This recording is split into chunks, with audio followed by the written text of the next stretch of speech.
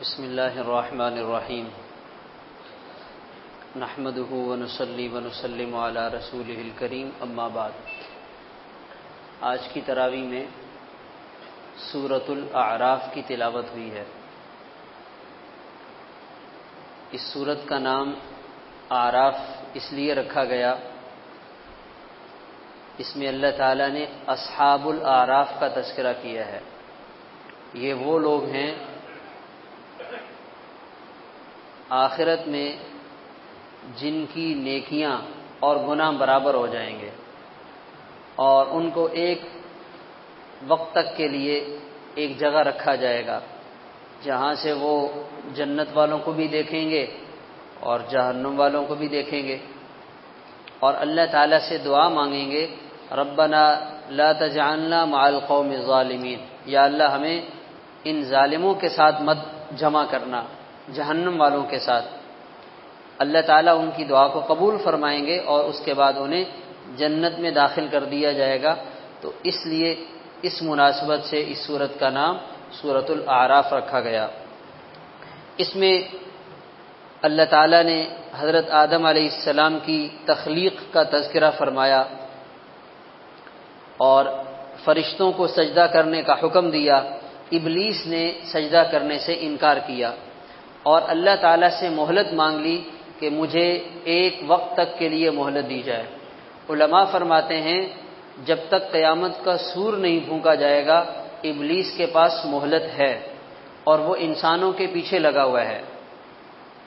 ہم انسان اس کو نہیں دیکھ سکتے مگر وہ ہمیں دیکھ سکتا ہے، اور وہ ایسے دیکھ سکتا ہے کہ ہمارے جسم کی ایک ایک رگ اور ایک ایک نس میں چل رہا ہے۔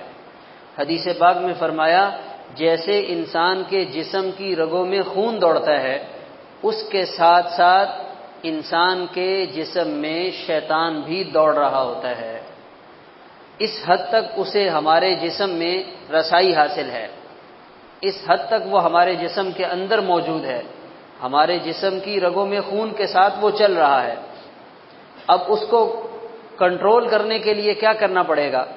اس کے لیے مشائخ، اولیاء اللہ، اللہ کے نیک بندے مجاہدے کروایا کرتے تھے اور ریاضتیں کروایا کرتے تھے، اور اس کے لیے پھر وہ ایک جب پورا کورس ہو جاتا اور ایک محنت سے اور ایک مجاہدے سے انسان گزر جاتا تو پھر ایک حد تک شیطان کی چالوں سے اور وسوسوں سے بچ جاتا، لیکن یہ آخری دم تک انسان سے مایوس نہیں ہوتا، انسان کی جان نکلنے تک انسان کے پیچھے لگا رہتا ہے۔ اور اس کا زور کم کرنے کے لیے سب سے جو زبردست عمل مشائخ کروایا کرتے تھے کہ انسان کو بھوک کے مجاہدے سے گزارا جاتا۔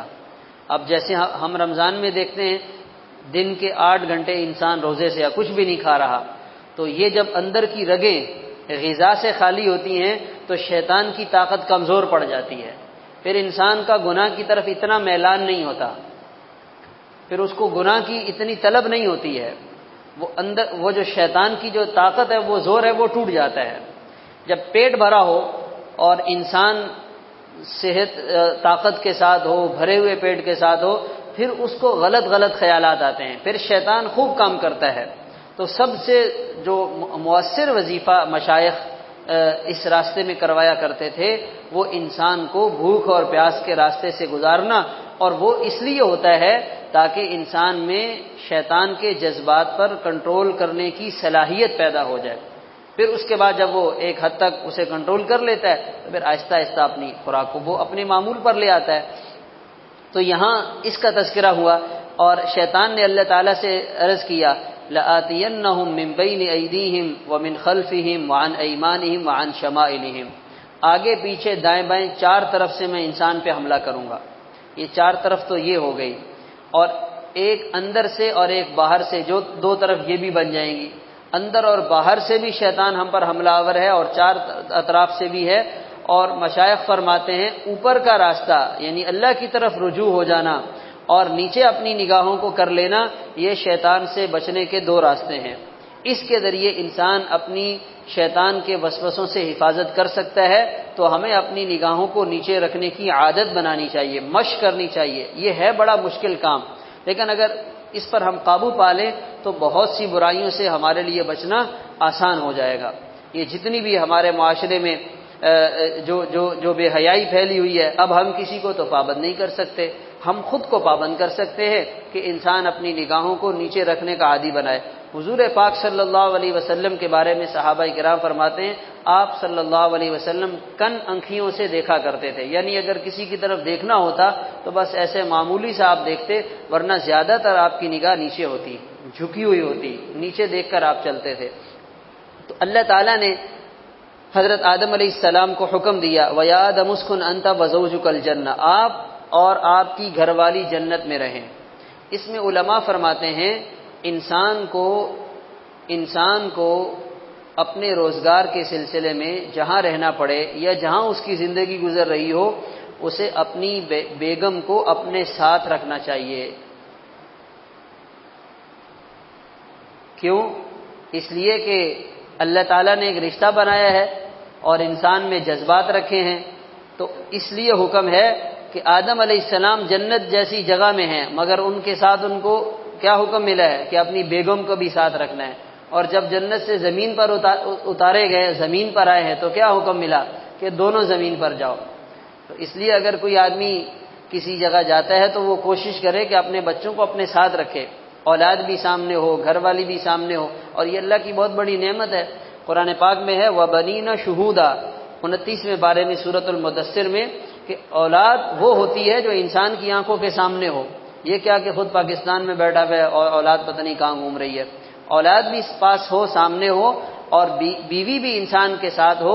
یہ اللہ تعالیٰ نے اس آیت میں اور اس رہنے میں اس بات کی طرف اشارہ فرمایا ہے، اور فرمایا یہاں رہو، کھاؤ پیو، کوئی پابندی نہیں ہے، البتہ اس درخت کے قریب نہیں جانا۔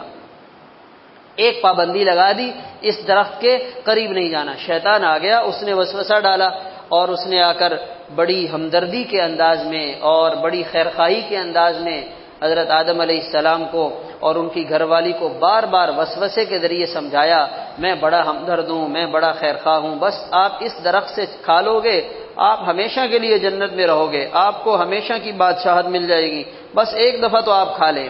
تو شیطان نے اتنی قسمیں کھائیں، وقاسمہما، قسمیں کھائیں، ایسی ہمدردی دکھلائی کہ حضرت آدم علیہ السلام اس کی باتوں میں آ گئے، اور انہوں نے اس درخت سے جس کے قریب بھی جانے سے اللہ تعالیٰ نے منع کیا تھا، اس درخت سے کھا لیا اور قریب چلے گئے، اور فوراً اللہ کی طرف سے حکم آیا کہ بھئی اب آپ زمین پر اتر جاؤ۔ اب اس میں علماء فرماتے ہیں کہ شیطان ہمیشہ خیر خواہی کے انداز میں، ہمدردی کے انداز میں انسان کو غلط راستے پہ ڈالنے کی کوشش کرتا ہے، اس کو شریعت کی حدود سے ہٹانے کی کوشش کرتا ہے۔ مثال کے طور پہ ایک مولوی صاحب ہیں، ان کے پاس شیطان ایک عورت کو لے کر آئے گا، جی یہ دیکھیں اتنی پریشان حال ہے، اس کا شوہر اس کے ساتھ ظلم کرتا ہے، آپ اس کی ہیلپ کریں، اس کو سمجھائیں، یہ مسئلہ پوچھنا چاہتی ہے، یہ بڑی پریشانی لے کر آئی ہے۔ تو اب وہ مولوی صاحب کے دل میں الگ وسوسہ ڈالے گا، اس عورت کے دل میں الگ وسوسہ ڈالے گا، اور اس خیر خواہی کے راستے سے وہ ان کو غلط راستے کی طرف لے جائے گا۔ تو اس کے لیے کیا کرنا پڑے گا؟ بھائی آپ اپنے محرم مرد کو بھیج دیں، وہ بات کر لیں، آپ کا مسئلہ ہے، آپ کا بیٹا ہے، آپ کا بھائی ہے، آپ کا کوئی رشتہ دار ہے، آپ اس کو بھیجیں۔ براہ راست عورت کے ساتھ بات کرنے کا کوئی مطلب ہی نہیں ہے۔ حدیث پاک میں آتا ہے نا، جہاں ایک مرد اور عورت ہوں گے، اجنبی مرد اور اجنبی عورت، تیسرا وہاں شیطان ہوگا، اور شیطان وہ کرے گا جو اس کا کام ہے۔ تو آج تو ہر ادارے میں، ہر دفتر میں، ہر کمپنی میں باس نے، مینیجر نے، سی او نے اپنا پرسنل سیکرٹری کس کو رکھا ہوا ہے؟ عورت کا رکھا ہوا ہے۔ تو یہ تو جائز نہیں ہے، یہ تو آپ نے شیطان کو خود دعوت دی ہے، آ بیل مار مجھے۔ جب آپ نے شیطان کا راستہ صاف کر دیا تو اب آپ توقع رکھتے ہیں کہ بھئی میں تو، ہمارے دل صاف ہیں بڑے، تو بھئی آپ کے دل جتنے بھی صاف ہوں، اللہ تعالیٰ آپ کے دل کے اندر کے سارے جذبات کو جانتے ہیں، اللہ تعالیٰ نے یہ اس چیز پر پابندی لگائی ہے۔ تو شیطان ہمدردی کے راستے سے، خیرخواہی کے راستے سے انسان کو اس گڑھے پہ لا کے چھوڑتا ہے جہاں انسان کو نہیں جانا چاہیے، اور خسارے اور ہلاکت کے علاوہ اس کے ہاتھ میں کچھ نہیں آتا۔ تو ہمیں اپنے آپ کو شیطانی وساوس سے جو ہے وہ محتاط رکھنا چاہیے۔ اور آج کل کے دور میں یہ جو ہمارے دوست ہوتے ہیں نا، یہ سارے یہ والے کام کر رہے ہوتے ہیں جو شیطان کروانا چاہتا ہے، کیونکہ وہ کسی نہ کسی شکل میں تو آئے گا۔ کسی دوست کی شکل میں آ جائے گا اور وہ دوست اس کو پٹیاں پڑھائے گا، ساتھ لے جائے گا، ساتھ کھانا پینا ہوگا، چلتے چلاتے کرتے کراتے یہاں تک کہ اس کو غلط چیزوں کی لت لگ جائے گی، وہ غلط راستے پہ چلا جائے گا۔ تو ہمیں اپنے آپ کو ایسے لوگوں سے اور ایسی چیزوں سے جو ہے وہ محتاط رہنا چاہیے، اپنے آپ کو پیچھے رکھنا چاہیے، ورنہ آخرت کے اعتبار سے بڑا نقصان ہوگا۔ تو حضرت آدم علیہ السلام کو جب حکم ملا تو حضرت آدم علیہ السلام کو اللہ تعالیٰ نے تنبیہ بھی کی، الم انہکما عن تلکما الشجرہ، آیا میں نے آپ کو منع نہیں کیا تھا اور میں نے یہ نہیں بتایا تھا کہ شیطان تمہارا دشمن ہے؟ حضرت آدم علیہ السلام نے فوراً اپنی غلطی کا اقرار کیا، ربنا ظلمنا انفسنا وان لم تغفر لنا وترحمنا لنکونن من الخاسرین، یا اللہ غلطی ہوگی معاف فرما دیں۔ تو انسان کی کامیابی اس میں ہے، اپنی غلطی کا احساس کرے اور اللہ تعالیٰ سے معافی مانگے۔ آج ہمارا مسئلہ کیا ہے؟ انسان غلط بھی کر رہا ہے اور اس غلط کو صحیح بھی بتلا رہا ہے۔ ہم نے کیا غلط کیا ہے؟ سب کچھ کرنے کے بعد کیا کہتے ہیں؟ ہم نے کیا غلط کیا ہے؟ ہم سے کون سا گناہ ہو گیا ہے؟ بھئی آپ دن رات کی اپنی زندگی کا جائزہ لیں، کون سا گناہ ہے جو نہیں ہو رہا؟ تو انسان کو اپنی غلطی پہ پردہ نہیں ڈالنا چاہیے، اپنی غلطی کو مانے، تسلیم کرے، اقرار کرے، اللہ تعالیٰ سے معافی مانگے اور اپنی کمزوری سمجھے کہ یہ میری کمزوری ہے۔ مثال کے طور پہ داڑھی رکھنا سنت عمل ہے، آپ صلی اللہ علیہ وسلم اور 1.25 لاکھ انبیاء کی سنت ہے۔ اب ایک آدمی کی داڑھی نہیں ہے، اب ایک تو یہ ہے کہ نہیں جی یہ کہاں سے اسلام میں داڑھی کہاں سے آ گئی، یہ اس کی کیا ضرورت ہے، یہ کوئی اتنی ضروری چیز نہیں ہے، داڑھی اسلام صرف داڑھی میں نہیں ہے، ایک یہ والا انداز ہے، اور ایک یہ ہے کہ جی رکھنی چاہیے، میری کمزوری ہے، اللہ مجھے توفیق دے میں بھی رکھ لوں گا۔ تو یہ انداز اللہ تعالیٰ کو پسند ہے۔ پتہ نہیں کتنی خرابیاں ہم کر رہے ہوتے ہیں۔ اب ایک آدمی مثال کے طور پہ سود کھا رہا ہے، ہم اس کو کہیں کہ بھائی آپ سود نہیں کھاؤ، تو وہ کہے گا کہ بھائی آپ کو پتہ نہیں ہے دنیا سود کھا رہی ہے، پاکستان قرضہ جو ہے وہ سود پہ اس نے لیا ہوا ہے، ہماری تنخواہیں بینکوں سے آتی ہیں وہاں سود چل رہا ہے، پتہ نہیں لمبی چوڑی آپ کو کہانی سنائے گا۔ اور ایک یہ ہے کہ جی کیا کرے، میں سمجھتا ہوں غلط ہے، مجھے نہیں کرنا چاہیے، مجبوری ہے، پھنس گیا ہوں، کوشش کر رہا ہوں، جہاں کہیں راستہ ملے گا چھوڑ دوں گا، ایک یہ انداز ہے۔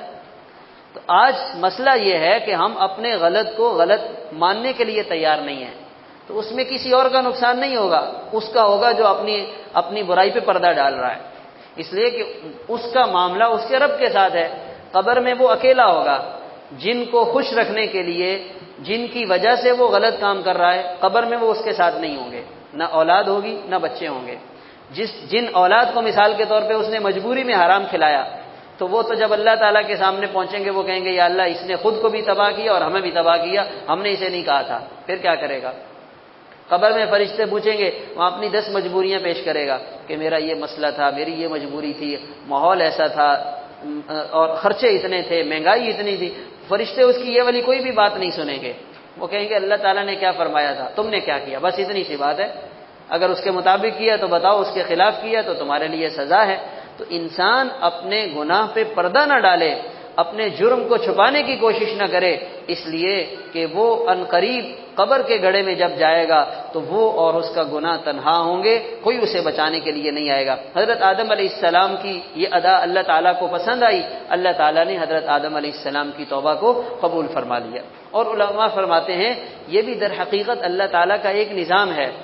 اللہ تعالیٰ چاہتے تو حضرت آدم علیہ السلام کو پیدا کر کے سیدھا دنیا میں بھیج دیتے، بھائی آپ نے یہیں رہنا، یہیں رہو، جنت میں بھیجنے کی، ادھر ادھر جانے کی ضرورت ہی نہیں تھی۔ مگر اللہ تعالیٰ حکیم ہے، اللہ تعالیٰ کا ہر کام حکمت کے ساتھ ہوتا ہے۔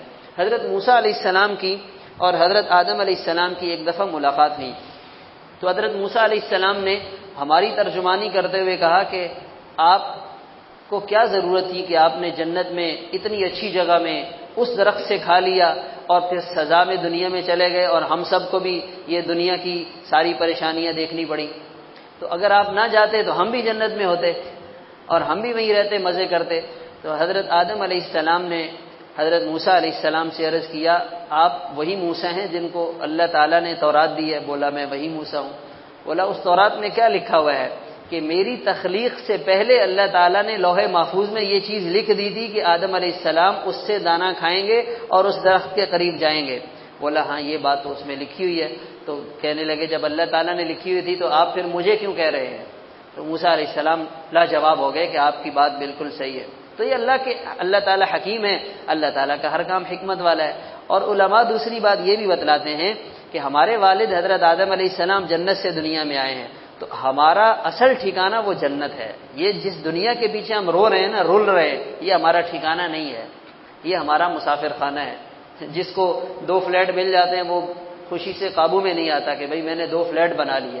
بھئی 2 فلیٹ آپ کو کب تک کام آئیں گے؟ اصل آپ وہ جگہ بنائیں، اس جگہ اپنے لیے محلات بک کروائیں جہاں سے آپ آئے ہیں اور جہاں آپ نے جانا ہے. تو ہماری اصل جگہ رہنے کی وہ کیا ہے؟ جنت ہے. ہمارے والد حضرت آدم علیہ السلام وہاں سے آئے تھے. نہ ہم پاکستانی ہیں، نہ ہم امریکی ہیں، نہ ہم سعودی ہیں، نہ ہم مصری ہیں. یہ سب کھیل تماشا ہے، 2 دن کی کہانی ہے. ہم بڑے خوش ہوتے ہیں جو امریکہ کا گرین کارڈ لے کر آ جائے تو وہ سارے خاندان والوں کو بتاتا ہے آپ کو پتہ نہیں ہے میرے پاس گرین کارڈ ہے. تو یہ گرین کارڈ وغیرہ اس کی کوئی حیثیت نہیں ہے. یہ سب 2 دن کی کہانی ہے. بچے بیٹھ کے بیٹھتے ہیں کھیلتے ہیں. مٹی کا ایک گھر اس نے بنایا، اس نے بنایا، پھر لات مار کے گرا کے چلے گئے. یہ سارا یہی کچھ ہے. اصل جو چیز ہمارے کام آئے گی یا جہاں ہم نے جانا ہے وہ جنت ہے، جہاں سے حضرت آدم علیہ السلام کو دنیا میں بھیجا گیا. پھر اللہ تعالیٰ نے فرمایا اے بنی آدم، ہم نے آپ کو لباس جیسی نعمت دی ہے. اس لباس کے 2 مقصد ہیں. ایک ہے انسان کے ستر کو چھپانا اور ایک ہے انسان کو خوبصورت بنانا. اس لباس کے ساتھ انسان کتنا خوبصورت نظر آتا ہے. پھٹے پرانے کپڑے ہوں تو اس سے آدمی کی جو ہے نا وہ خوبصورتی ختم ہو جاتی ہے. میلے کپڑے ہوں اور بوسیدہ کپڑے ہوں تو اس سے بھی انسان کی خوبصورتی خراب ہو جاتی ہے. اللہ تعالیٰ نے یہ لباس ہم انسانوں کی کیا بنایا ہے؟ اس کو خوبصورتی بنایا ہے. تو انسان کوشش کرتا ہے اچھے سے اچھا لباس پہنے. اور دوسری چیز، لباس ایسا ہونا چاہیے جس سے ستر چھپا ہوا ہو. اب یہ جو ہم شلوار قمیض پہنتے ہیں نا، اس میں ستر اتنا چھپا ہوا ہے کہ ڈبل کپڑا اس سے آ رہا ہے. اگر آپ نے بنیان پہنی ہے تو اس سے بھی آپ کے ستر کی حفاظت ہو رہی ہے. لیکن جو انگریز اور شیطان اور شیطانی طاقتیں ہیں، ان کی کوشش کیا ہے کہ انسان کو بے لباس کیا جائے. مرد ہو یا عورت، اس کو کیا کریں؟ لباس سے باہر نکالیں. تو یہ انسانی تہذیب نہیں ہے، یہ شیطانی تہذیب ہے. یہ انسانوں کا کام نہیں ہے، یہ شیطانوں کا کام ہے. حدیث پاک میں آپ صلی اللہ علیہ وسلم نے بتلایا قیامت کے قریب ایسا زمانہ آئے گا، عورتیں ہوں گی، لباس پہنا ہوا ہوگا مگر پھر بھی بے لباس ہوں گی. وَنِسَاءٌ کاسیات عاریات. تو صحابہ کرام حیران ہوئے، لباس بھی ہوگا اور بے لباس بھی ہوں گی، یہ کیسی عجیب بات ہے. مگر چونکہ وہ یقین کرنے والے تھے، انہوں نے آپ کی بات پر یقین کر لیا. اب ہم اپنے زمانے میں وہ اپنی آنکھوں سے دیکھ رہے ہیں کہ لباس کے ساتھ بندہ کیسے بے لباس ہوتا ہے، لباس کے ساتھ کیسے بے لباس ہوتا ہے. اور اس کی وعید کیا ہے؟ اس کی وعید یہ ہے کہ ایسی عورتیں نہ جنت میں جائیں گی اور نہ جنت کی خوشبو سونگیں گی. بڑی سخت وعید ہے. اب بڑی ہمت ہے آج کے زمانے کی مستورات کی کہ ان کو کوئی پرواہ ہی نہیں ہے. پردے کی بات کریں تو ان کو بہت برا لگتا ہے اور بالکل بھی سمجھ میں نہیں آتا. تو لباس ہمارے دین نے ہمیں جو بتایا ہے، چاہے وہ مرد ہو یا وہ عورت، اگر اس لباس میں رہے گا تو انسان رہے گا، انسانیت رہے گی اور اللہ تعالیٰ کی ناراضگی سے بچے گا. اب ہمارے مرد یہ شارٹ پہن کے چل رہے ہوتے ہیں رات کو، پتہ نہیں کون سی مخلوق کہاں سے نکل کے آ جاتے ہیں. بھائی آپ ماشاءاللہ اچھے گھرانے کے آدمی ہیں، کھاتے پیتے ہیں، اچھی فیملی ہے، یہ شارٹ کو آپ کو کس نے بولا ہے پہننے کا؟ آپ پورا لباس پہن کے باہر نکلیں، فیشن بن گیا آپ. اور جو چیز فیشن میں آ جائے، اچھا علماء کرام پہلے ہم سے کہتے تھے کہ صرف ٹخنے خالی رکھو، تو اس پر لوگ ہنستے تھے کہ مولوی کیسی باتیں کرتے ہیں، اپنی ٹانگیں دکھا رہے ہیں عورتوں کو اور یہ اس کو کہہ رہے ہیں کہ کھلا رکھو. وہ ہمیں سمجھ میں نہیں آتا تھا. اب گوروں نے کہا کہ نہیں پوری ٹانگ خالی کر دو. ہم نے کہا واہ واہ زبردست بات ہے.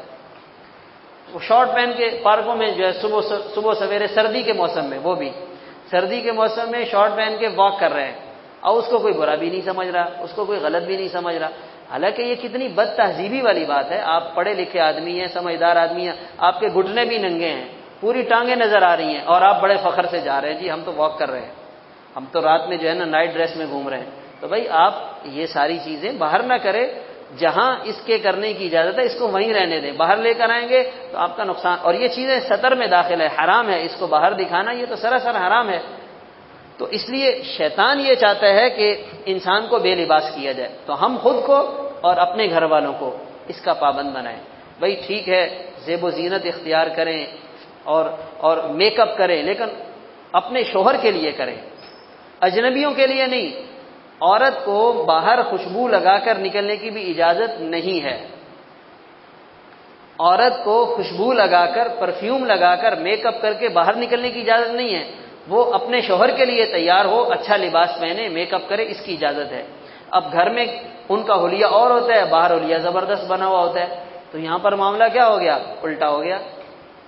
تو انسان جب اپنے دین سے ہٹتا ہے تو پھر مسائل کا شکار ہوتا ہے۔ تو ہمیں اپنے گھر والوں کو کیا کرنا چاہیے بھائی؟ سمجھانا چاہیے کہ اللہ تعالیٰ نے جو بات ہمیں بتائی ہے وہ ہمارے لیے بہتر ہے، اگر اس سے ہٹیں گے تو نقصان ہوگا۔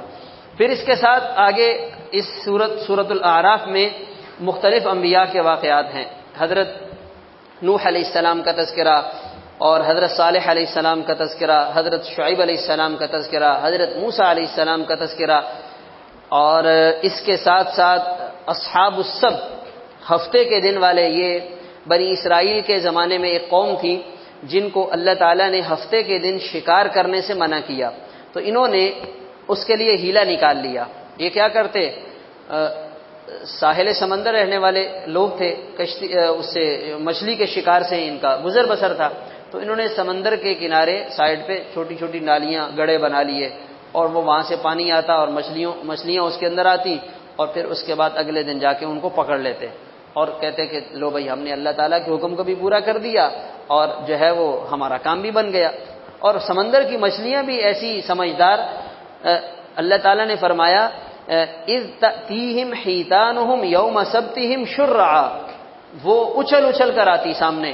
ہفتے کا دن جب آتا تو مچھلیوں کو بھی پتا تھا کہ آج ہمیں نہیں پکڑیں گے، تو وہ اچھل کے سمندر کے قریب آتی، ساحل کے کنارے آتی، اور ان کو حکم تھا کہ ان کو ہاتھ نہیں لگانا۔ وَيَوْمَ لَا يَسْبِتُونَ لَا تَأْتِيهِمْ، اور جب ہفتے کا دن گزر جاتا وہ نیچے چلی جاتی، اندر چلی جاتی۔ تو اللہ تعالیٰ نے ان کے امتحان کو بڑھا دیا، اور اسی میں انسان کا امتحان ہے۔ آج لوگ کہتے ہیں نا جی ہم تو بچنا چاہتے ہیں پھر بھی بد نظری ہو جاتی ہے، ہم تو جھوٹ نہیں بولنا چاہتے پھر بھی جو ہے وہ جھوٹ بول لیتے ہیں، تو ہم بہت سی برائیاں نہ چاہنے کے باوجود کر لیتے ہیں۔ تو بھائی امتحان تو اسی میں ہے، اسی کا نام دنیا ہے، اسی کا نام امتحان ہے۔ اگر ایک آدمی کہے کہ نہیں جی میرے اندر تو کوئی جذبات ہی نہیں ہے، میرے سامنے کوئی عورت بٹھا دو، حور بٹھا دو، مجھے کوئی فرق نہیں پڑتا، تو بھائی پھر آپ کہیں اور چلے جائیں، پھر یہ آپ کے رہنے کی جگہ نہیں ہے۔ یہاں تو انسان ہے اور انسان کے جذبات ہیں، اور جذبات کو کنٹرول کرنا ہے، اور اس کے بعد جنت ہے۔ اپنے نفس کو دبانا ہے، اس کے بعد جنت ہے۔ اگر انسان کے اندر یہ جذبات ہی ختم ہو جائیں، ایک نابینا آدمی کہتا ہے جی میں نے آج تک کوئی عورت نہیں دیکھی ہے، تو بھائی کیا کمال ہے، یہ تو آپ دیکھ ہی نہیں سکتے ہیں، تو آپ کیسے اس پہ جو ہے وہ یہ آپ کے لیے کمال ہوگا؟ کمال تو یہ ہے کہ دیکھنے کی طاقت ہے اور پھر بھی بندہ کیا ہے؟ نہیں دیکھ رہا، کر سکتا ہے برائی کا موقع ہے اور پھر بھی کیا کر رہا ہے؟ اپنے آپ کو برائی سے بچا رہا ہے۔ تو اس لیے یہاں یہ واقعات بتلائے گئے اور فرمایا گیا کہ بھائی امتحان ہوگا اور سامنے چیزیں آئیں گی، آپ نے اپنے آپ کو اس موقع پر اللہ کے حکم کو سامنے رکھتے ہوئے اس سے بچانا ہوگا۔ تو یہ لوگ تین حصوں میں تقسیم ہو گئے۔ ایک تو وہ لوگ تھے جنہوں نے ہیلے بہانے کیے اور اللہ کے حکم کی خلاف ورزی کی، اور دوسرے وہ لوگ تھے جنہوں نے ایسا کرنے والوں کو منع کیا کہ آپ لوگ غلط کر رہے ہو، اللہ کا عذاب آئے گا اور تباہ ہو جاؤ گے۔ تیسرے وہ لوگ تھے جنہوں نے نہ تو یہ ہیلے بہانے کیے اور نہ کرنے والوں کو منع کیا، خاموش رہے۔ جیسے آج ہم کہتے ہیں بھائی اپنے کام سے کام رکھیں، کسی کو کہنے کی کیا ضرورت ہے، جو جیسے کر رہا ہے اس کو کرنے دیں۔ تو یہ تین طبقات ہو گئے۔ اللہ تعالیٰ نے فرمایا کہ جنہوں نے یہ کام کیا، ہیلے بہانے کیے، ہمارے حکم کی خلاف ورزی کی، ان کو اللہ تعالیٰ نے تبدیل کر دیا، قلنا لہم کونوا قردۃ خاسئین، بندروں کی شکل میں بدل گئے۔ خنزیروں کا تذکرہ بھی آتا ہے، وجعل منہم القردۃ والخنازیر، ان کی شکلیں مسخ ہو گئی، کچھ دن تک وہ ان شکلوں میں رہے، یعنی بات کرتے تھے اور سامنے والے کو پہچانتے تھے، مگر سامنے والے کو نہیں پتا تھا کہ یہ کون آدمی ہے، کس بندے کی شکل اس خنزیر کی شکل میں بدل گئی ہے۔ تو چند دن کچھ ٹائم تک وہ زندہ رہے، پھر اللہ تعالیٰ نے ان کو ختم کر دیا۔ ایک یہ ان کا انجام ہوا۔ دوسری جماعت جو منع کرنے والی تھی، ان کے لیے اللہ تعالیٰ نے فرمایا ہم نے ان کو بچا لیا، انجینا الذین ینہون عن السوء، جو برائی سے منع کرتے تھے ان کو ہم نے نجات دے دی۔ تو بھائی برائی سے منع کرنا یہ اللہ تعالیٰ کو پسند ہے، اور اللہ تعالیٰ چاہتے ہیں کہ جہاں ہم برائی کو منع کر سکتے ہیں، حکمت کے ساتھ، طریقے کے ساتھ ہم اس کو منع کریں، وہاں پر گونگے نہ بنیں۔ جہاں ہمارا بس ہی نہیں چلتا، تو ہم اس برائی کو دل سے برا سمجھ کر خود کو اس سے بچانے کی کوشش کریں. جہاں ہم منع کر سکتے ہیں، جیسے اپنا گھر ہے، اپنی اولاد ہے، اپنی بچیاں ہیں، اپنی بیوی ہے، ہم ان کو بتا سکتے ہیں کہ بھئی یہ آپ بے پردگی کر رہی ہیں، یہ غلط کر رہی ہیں، اللہ تعالیٰ اس سے ناراض ہوتے ہیں. اب وہ ہمارے کہنے پہ خود کو بدلے یا نہ بدلے یہ اس کا مسئلہ ہے، لیکن کم از کم ہمیں تو اس کو احساس دلانا چاہیے. جہاں ہم برائی کو روک سکتے ہیں، منع کر سکتے ہیں، تو ہم اس کو ضرور روکیں. اور تو اس لیے ان کو اللہ تعالیٰ نے بچا لیا. اور تیسرا طبقہ جو خاموش رہا، قرآن بھی ان کے بارے میں خاموش ہے کہ وہ بچ گئے یا ہلاک ہوئے، خاموش ہے. لیکن علماء فرماتے ہیں کہ ان کو بھی اللہ تعالیٰ نے بچا لیا. لیکن خاموش رہنا کا مطلب بھی یہی ہے کہ یہ بھی خطرے کی بات ہے. اگر آج ہم کسی برائی پر خاموش رہیں گے، کل کو ہم اس برائی میں مبتلا ہو جائیں گے. آج ہم نے خاموشی اختیار کی، کل کو اس برائی کا برا ہونا ہمارے دل سے نکل جائے گا. پرسوں ہم کہیں گے آ جاؤ بھائی، تم بھی آ جاؤ، ہم بھی تمہارے ساتھ ہیں. تو آدمی کو اس موقع پہ چپ رہنے کے بجائے حکمت اور بصیرت کے ساتھ اس برائی کو روکنا چاہیے. اللہ تعالیٰ عمل کی توفیق عطا فرمائے.